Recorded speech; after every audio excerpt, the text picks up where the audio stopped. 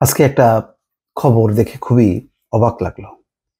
DC হতে না পেরে সচিবালয়ে হট্টগোল। মানে এরকম ঘটনা আমি জানি যে পদ থেকে বঞ্চিত হওয়া বা ওএসডি কর্মকর্তারা তাদের পদের জন্য হট্টগোল করে। কিন্তু একটা ডিসির তো একটা লেভেল আছে। সেই পদে নিয়োগ না পেয়ে হট্টগোল করার এরকম ঘটনা আ আমার মনে পড়ে না যে কখনো হয়েছে। তো আজকে সেই ঘটনাটাই ঘটলো। এর মধ্য দিয়ে প্রমাণ হয় যে আসলে আইন শৃঙ্খলা যেমন, অন্যদিকে প্রশাসনিক শৃঙ্খলা সবই কেন জানি দুমড়ে মুচড়ে গেছে। আর যাকেই নিয়োগ দেওয়া হচ্ছে তারপরে বলা হচ্ছে তার অমুক বদনাম আছে, সে আওয়ামী লীগের অমুকের শালা, অমুকের দুলাভাই। এই সমস্ত নানান রকম বক্তব্য আনা হচ্ছে সামনে। এখন যোগ্যতার ভিত্তিতে নিয়োগ হবে নাকি ওই আবার মতন করে বাছাই করা হবে কে আওয়ামী লীগ কে বিএনপি? এখন যে কারোর গায়ে ট্যাগ লাগানো সম্ভব। তো সবচেয়ে বড় কথা হলো, যদি খুব বিপজ্জনক কেউ থাকে যার বিরুদ্ধে বড় ধরনের কোনো অ্যালিগেশন আছে, তাদেরকে বাদ দিয়ে বাকিদেরকে মেধা যোগ্যতার ভিত্তিতে নিয়োগ দিতে হবে। নিয়োগ দেওয়ার পর যদি আবার হট্টগোল করা হয় যে সে আওয়ামী লীগের অমুকের চাচা, অমুকের খালু, অমুকের শ্বশুর, এইটা তাহলে একটা মানে এই দফায় দফায় গত এক মাসের মধ্যে কি পরিমাণ যে একবার নিয়োগ হচ্ছে, বাতিল হচ্ছে, আবার নিয়োগ হচ্ছে, আবার বাতিল হচ্ছে। ওদিকে লিয়াকত আলী লাকির জায়গায় যাকে আনা হয়েছে শিল্পকলাতে, তার নিয়োগ নিয়ে রুহুল কবির রিজভী বক্তব্য রেখেছেন। জানি না সেটার নিশ্চয়ই তিনি যখন সুনির্দিষ্ট একটি নিয়োগ নিয়ে বলেছেন তার একটা ভিত্তি আছে। কিন্তু এইগুলো কেন যাচাই বাছাই না করে, কেন এত তাড়াহুড়ো করে করা হচ্ছে? প্রশাসনিক রদবদল, এটাও খুব হাস্যকর।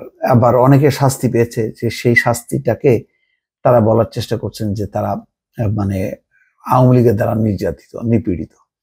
এখন তারাও আবার সামনে আসছে। আবার সত্যি সত্যি যারা ভিকটিম, তারা দেখা যাচ্ছে যে সামনে আসতে পারছে না। একটা রীতিমতো একটা বিশৃঙ্খল পরিস্থিতি তৈরি হয়েছে। এটার ব্যাপারে একটা নীতিমালা প্রণয়ন করে তার ভিত্তিতে কাজ করা দরকার। এই যে হট্টগোল কেন করবে? হট্টগোল মানেই তো একটা ডিসি লেভেলের একজন উপ সচিব, সে তো শৃঙ্খলা মানছেন না। যে শৃঙ্খলা মানছেন না, সে হট্টগোল করে ডিসি হয়ে তিনি কি মেসেজ দিচ্ছেন প্রশাসনকে? আমার মাথায় ঢুকছে না যে এটা কি, এটা মগের মুলুক হয়ে গেল আস্তে আস্তে বাংলাদেশটা। জেলা প্রশাসক পদে নিয়োগ না পেয়ে সচিবালয়ে হট্টগোল করেছেন উপসচিব পদমর্যাদার একদল বিক্ষুব্ধ কর্মকর্তা। মঙ্গলবার দুপুরে জনপ্রশাসন মন্ত্রণালয়ের যুগ্ম সচিব কে এম আলী আজমের কক্ষে হট্টগোল করেন তারা। জানা গেছে, হট্টগোল করা কর্মকর্তারা বিগত আওয়ামী লীগ সরকারের আমলে পদোন্নতি বঞ্চিত ছিলেন। অন্তর্বর্তীকালীন সরকার গঠনের পর তারা উপসচিব পদে পদোন্নতি পেয়েছেন। এখন ডিসি হতে পারবেন এমন প্রত্যাশা ছিল তাদের। তবে গতকাল সোমবার 25 জেলায় এবং আজ মঙ্গলবার 34 জেলায় নতুন ডিসি নিয়োগ হয়। ডিসির তালিকায় নিজেদের নাম না দেখে হট্টগোল শুরু করেন। আজকে প্রজ্ঞাপন অর্থ বিভাগের উপসচিব মনোয়ার হোসেন মোল্লাকে মানিকগঞ্জে, মন্ত্রিপরিষদ বিভাগের উপসচিব সাবেদ আলীকে টাঙ্গাইল। এমনিতেই কয়েক দফা 1 সপ্তাহ 2 সপ্তাহের ব্যবধানে পদোন্নতি দিয়ে দিয়ে তাদেরকে কাভার করতে হয়েছে, কারণ তারা আগে বঞ্চিত ছিল। এটাও ঠিক, শেখ হাসিনার প্রশাসন বলে তো কোনো প্রশাসন ছিল না, এটা ছিল শেখ হাসিনার শাসন। সেখানে যত রকম তোষণবাজ, দলবাজ, যত রকম অযোগ্য অপদার্থ লোকগুলোকে এনে দফায় দফায় প্রমোশন দিয়ে শেখ হাসিনা তার পুরো প্রশাসন সাজিয়েছে, পুলিশ সাজিয়েছে। এটা যখন কি ভেঙে গেল 5ই আগস্ট ছাত্র জনতার অভ্যুত্থানের মধ্য দিয়ে, তখন আরেক ধরনের বিশৃঙ্খল পরিস্থিতি তৈরি হলো। তখন মেধা যোগ্যতার ভিত্তিতে, নীতিমালার ভিত্তিতে যে নিয়োগ দেবে, সেই জায়গাটা এস্টাবলিশ করাটাও এখন কঠিন হয়ে যাচ্ছে। কারণ 15 বছরের জঞ্জাল, এগুলোকে বাদ দিলে আর তো কেউ থাকে না। তাহলে কি হচ্ছে?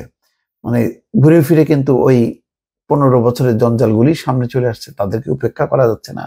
আবার সত্যিকারের কে ভিকটিম না, সেইগুলিকে বাছাই করা, এটা একটা দুঃসাধ্য কাজ। এই বিশৃঙ্খল অবস্থাটা কতদিন চলবে এখন সেটা দেখার বিষয়। দর্শক ভালো থাকবেন, আল্লাহ হাফেজ।